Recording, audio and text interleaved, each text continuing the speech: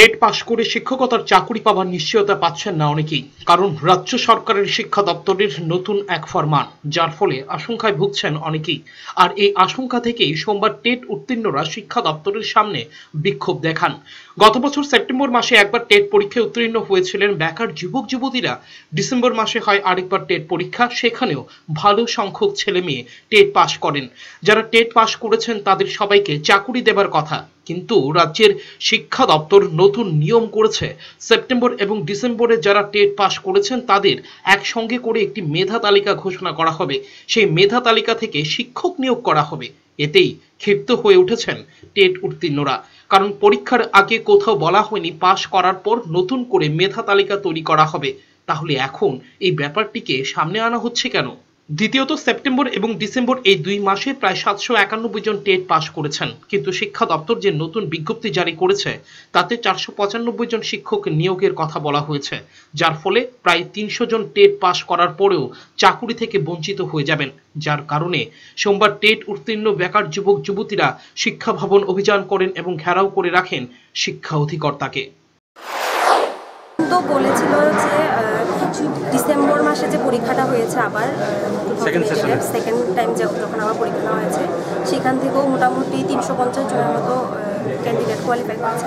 তো তারা বলেছেন যে আমাদেরকে ওদের সাথে মার্চ করে তারপরে এগেইন মেরিট লিস্ট বের করবে।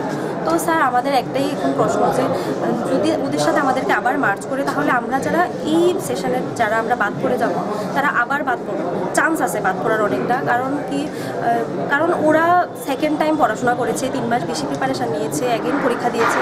আমরা যারা সেপ্টেম্বরে পরীক্ষা দিয়েছি তারা কিন্তু আর ডিসেম্বরে আমরা পরীক্ষা দিইনি। আমরা অনেকবার টিআরপিটিতে জিজ্ঞেস করেছি, এডুকেশন ডিপার্টমেন্টে জিজ্ঞেস করেছি, স্যার আমরা আবার বসতে পারবো না। তো তারা বলেছে যে আর দিতে হবে না, যেহেতু কোয়ালিফাই করে ফেলেছো আর দেওয়ার দরকার নেই। কারণ এরকম ত্রিপুরার হিস্ট্রিতে কখনোই হয়নি যে টেট কোয়ালিফাই করে আবার কোয়ালিফাই করার পরেও আবার পরীক্ষা দিতে হচ্ছে। তো সেজন্য আমরা কেউই পরীক্ষা দিইনি। যদি আমরা দিতাম তাহলে আমাদেরও মার্কসটা ইমপ্রুভ হতো। এখন তো আমাদের তো সব দিকেই আমরা বাদ করবো, এখনও বাদ করবো, পরে যখন মার্চ করবে তখনও বাদ করবো। এদিকে শিক্ষামন্ত্রী বিভিন্ন অনুষ্ঠানে গিয়ে দাবি করছেন এখনই তিনি চাইলে 12 থেকে 14,000 শিক্ষক নিয়োগ করতে পারেন, কিন্তু প্রয়োজনীয় গুণমান সম্পন্ন শিক্ষক পাওয়া যাচ্ছে না। আর এদিকে টেট পাস করেও চাকরি পাওয়ার নিশ্চয়তা পাচ্ছেন না যুবক যুবতীরা। টেট 2 তে আছে 1470টা, তারপরে স্বল্প সংখ্যক মাত্র নিয়োগ হয়েছে।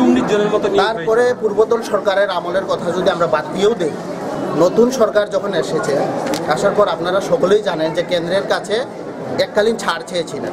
তো ওই জায়গাতে গভর্নমেন্ট নিজেই বলেছেন, দেখুন পেজটা দেখুন, নোটিফিকেশন যেটা 12,222টা ভ্যাকেন্সি রয়েছে। তো সেখানে বর্তমান সরকারও বলেছেন যে এলিমেন্টারিতে 6,276টা পোস্ট আছে। তো আমরা তো যখন টেট পরীক্ষা দিয়েছি আমরা সবাই কনফার্ম ছিলাম যে এত বিশাল সংখ্যক পোস্ট আছে এবং ডিপার্টমেন্ট যেহেতু পোস্ট খালি, আমরা 791 জন মাত্র পাস করেছি, আমরা সকলেই পেয়ে যাব। কিন্তু যখন এই নোটিফিকেশন শিক্ষা দপ্তর জারি করে তা দেখে তো আমাদের মাথায় আকাশ ভেঙে পড়ে।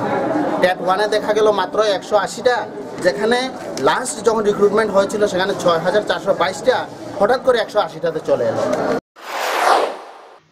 ব্যুরো রিপোর্ট, চ্যানেল 3 রাত।